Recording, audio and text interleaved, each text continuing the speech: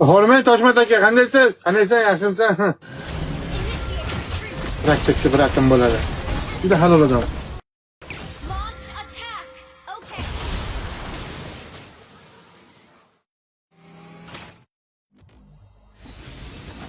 Men bu yoqda duxumni kiyib turibman. Nima bo'lsa bo'ldi. Akamga yordam beraman. G'ulomjon, o'zingizni bosing. Nima bo'ldi? Akam o'g'irlab ketishdi. Voy, qo'rqitib qo'ydim.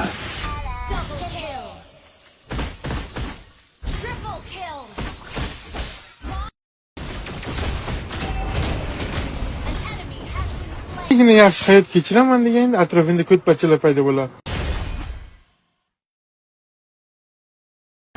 U chekib olgan, ko'ziga bir nima ko'rinyapti, quloqidan osib olgan.